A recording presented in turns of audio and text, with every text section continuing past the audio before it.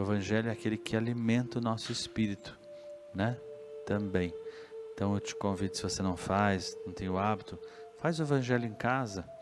Não precisa grandes feitos, grandes ritos, basta você fazer um Pai Nosso, abre a Bíblia Sagrada, depois você encerra com uma oração.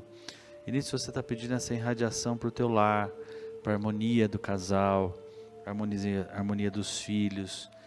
O que mais nós precisamos é essa presença divina. Então, indiferente de você acreditar no orixá, acreditar na Bíblia, acreditar em São Roque, acreditar no santo, tá nos ritos que você faz para manter a tua casa em equilíbrio. E quando você abre a Bíblia, é um portal que você se conecta com a elevação.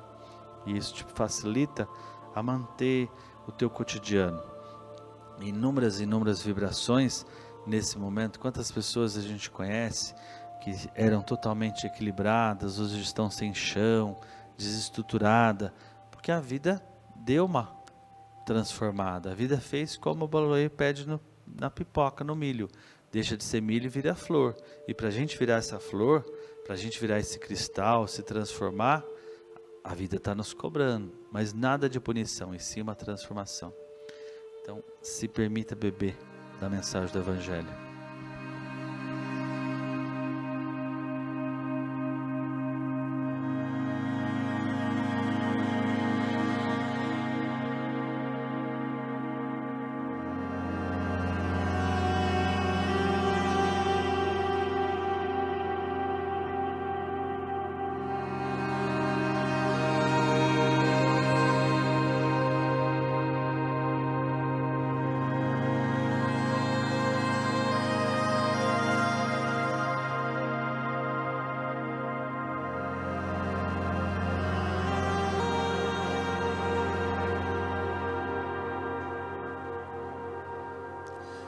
Boa noite a todas e todos.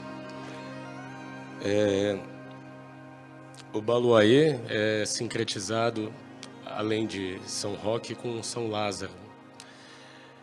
E Lázaro foi o homem que Jesus ressuscitou.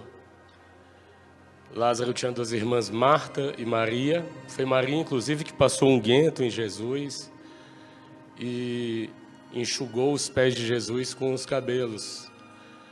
E Lázaro era conhecido como o amado de Cristo. Então eu escolhi essa passagem que eu acho que representa muito bem a energia de Obaloaê.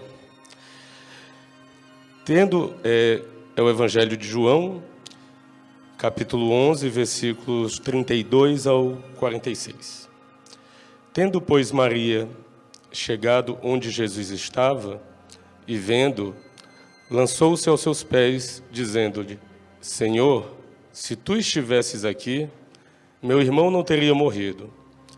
Jesus, pois, quando a viu a chorar, e também chorando os judeus que com ela vinham, moveu-se muito em espírito e perturbou-se, e disse: Onde o pusestes?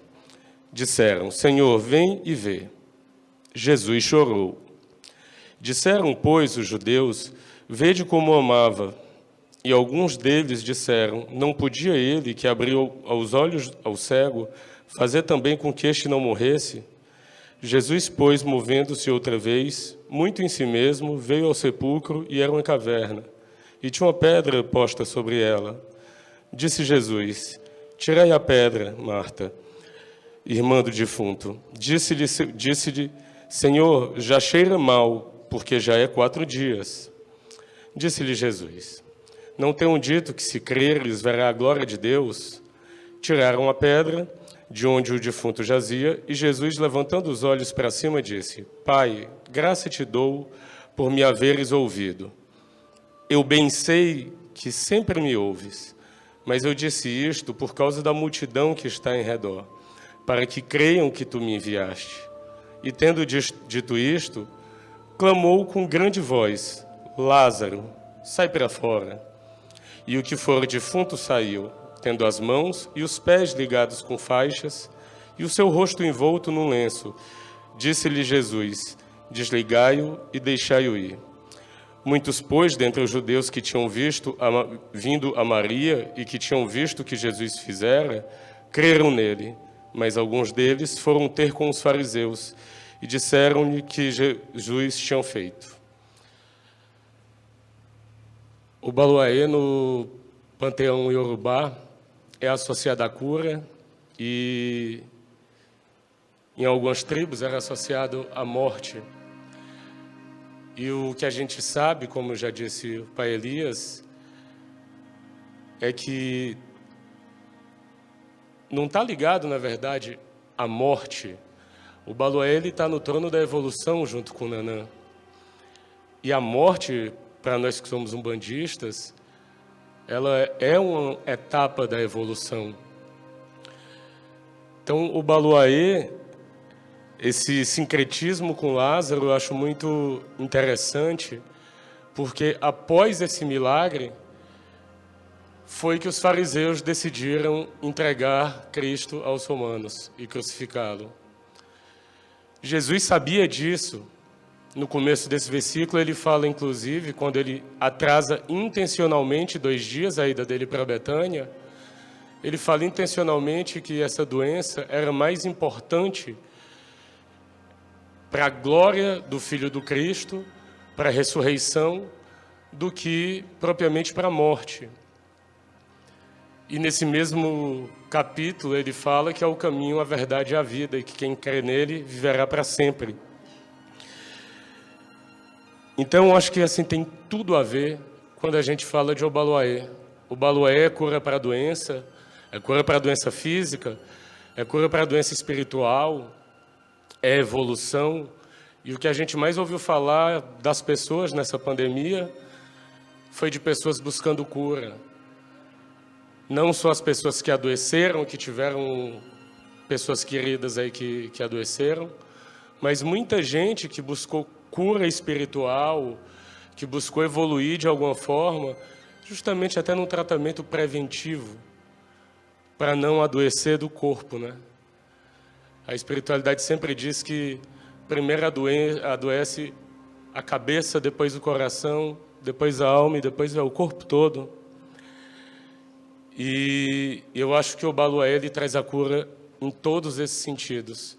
E eu acho que o mais importante depois dessa cura, que pode ser vista como uma ressurreição, é que a gente, passada ela, a gente tenha evoluído e tenhamos nos tornado pessoas melhores. A espiritualidade, ela não manda nada, nenhum sofrimento para a evolução da gente. Eu não acredito nisso. Eu não acredito que o sofrimento seja intencional para a gente aprender. O sofrimento é resultado das nossas ações, é resultado das energias, é resultado de tudo que a gente fez nessa vida e em todas, mas é muito bonito que a gente consiga, numa situação de sofrimento, numa situação adversa, que passado isso a gente possa se tornar pessoas melhores, pessoas mais evoluídas, e que cada vez mais a gente se torne um instrumento da fé, do amor, da caridade, da fraternidade, da justiça e da lei maior. Amém, Arara.